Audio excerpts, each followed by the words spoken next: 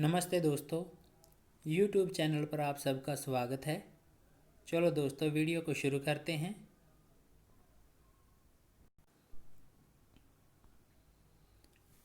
विशेषण। विशेषण की परिभाषा। संज्ञा अथवा सर्वनाम शब्दों की विशेषता, गुण, दोष, संख्या, परिमाण इत्यादि बताने वाले शब्द विशेषण कहलाते हैं।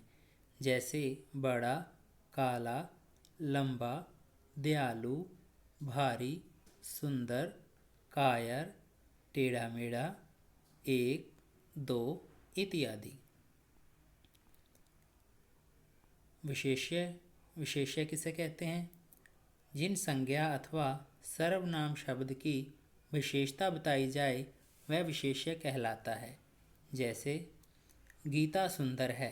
इस वाक्य में सुंदर विशेषण है और गीता शब्द विशेष्य है, क्योंकि गीता की विशेषता बताई गई है कि गीता सुंदर है। विशेषण के भेद। विशेषण के 4 भेद हैं। नंबर 1 गुणवाचक विशेषण, नंबर 2 परिमाणवाचक विशेषण, नंबर 3 संख्यावाचक विशेषण, नंबर 4 संकेतवाचक अथवा सर्वनामिक विशेषण। विशेषण के भेद के लिए एक चार्ट भी बना सकते हैं हम। विशेषण का भेद नंबर 1 है गुणवाचक विशेषण, नंबर 2 है परिमाणवाचक विशेषण, नंबर 3 है संख्यावाचक विशेषण, नंबर 4 है संकेतवाचक अथवा सर्वनामिक विशेषण। परिमाणवाचक विशेषण के आगे 2 उपभेद हैं। नंबर 1 है निश्चित परिमाणवाचक विशेषण और नंबर 2 है अनिश्चित परिमाणवाचक विशेषण। इसी प्रकार संख्यावाचक विशेषण के भी आगे 2 उपभेद हैं। नंबर 1 है निश्चित संख्यावाचक विशेषण और अनिश्चित संख्यावाचक विशेषण। अब इन भेदों का हम विस्तार पूर्वक वर्णन करेंगे। गुणवाचक विशेषण। जिन विशेषण शब्दों से संज्ञा अथवा सर्वनाम शब्दों के गुण, दोष का बोध हो वह गुणवाचक विशेषण कहलाते हैं। जैसे भाव, रंग, दशा, आकार इत्यादि।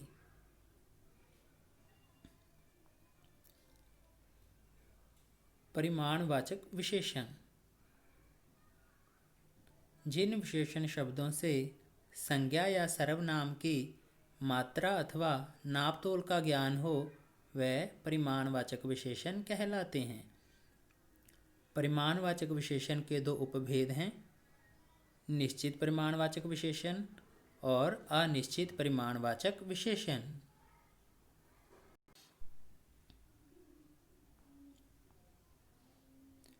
निश्चित परिमाणवाचक विशेषण। जिन विशेषण शब्दों से वस्तु की निश्चित मात्रा का ज्ञान हो। जैसे मेरे सूट में 3.5 मीटर कपड़ा लगेगा। नंबर 2 10 किलो चीनी ले आओ। नंबर 3 2 लीटर दूध लेकर आओ।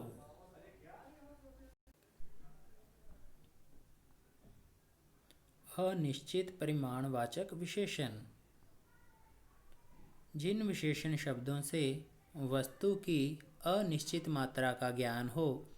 जैसे थोड़ी सी नमकीन वस्तु ले आओ, कुछ आम दे दो, थोड़ा सा दूध गर्म कर दो।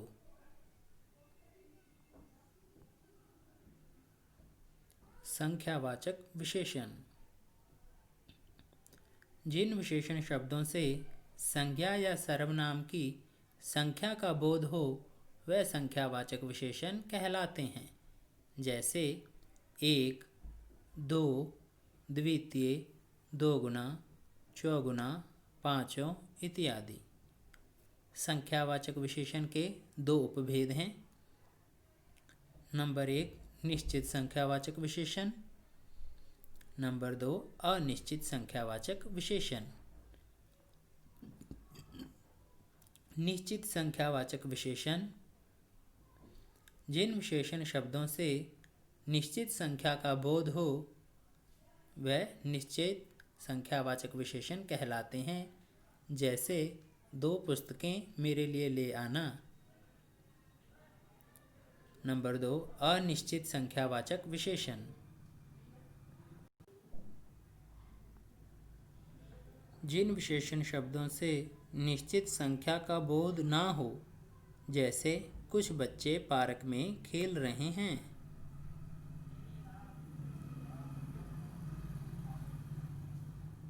संकेतवाचक विशेषण जो सर्वनाम संकेत द्वारा संज्ञा या सर्वनाम की विशेषता बतलाते हैं वे संकेतवाचक विशेषण कहलाते हैं। या जो सर्वनाम संज्ञा से पहले लगकर संज्ञा की विशेषता की तरफ संकेत करें उन्हें संकेतवाचक विशेषण या सर्वनामिक विशेषण कहते हैं। इन्हें निर्देशक भी कहते हैं। जैसे मेरी पुस्तक, कोई बालक, किसी का महल, वह लड़का, वह लड़की इत्यादि। विशेषण की अवस्थाएं।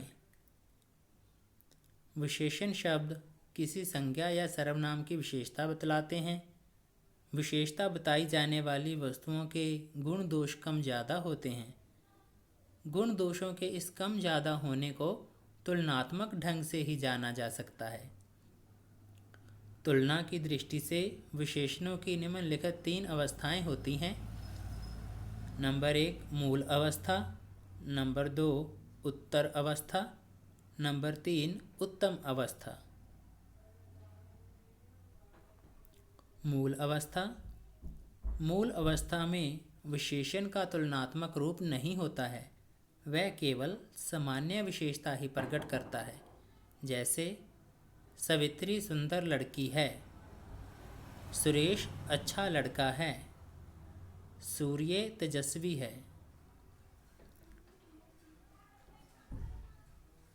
उत्तर अवस्था।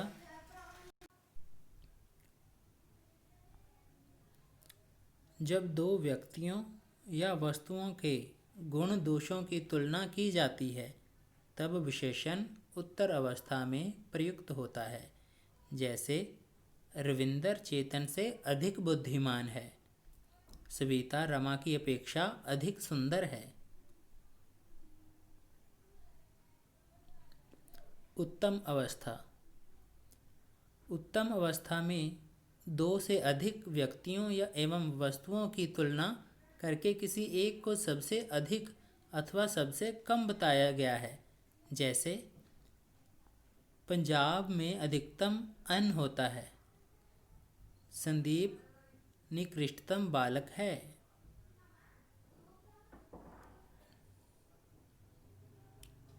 Thank you for watching.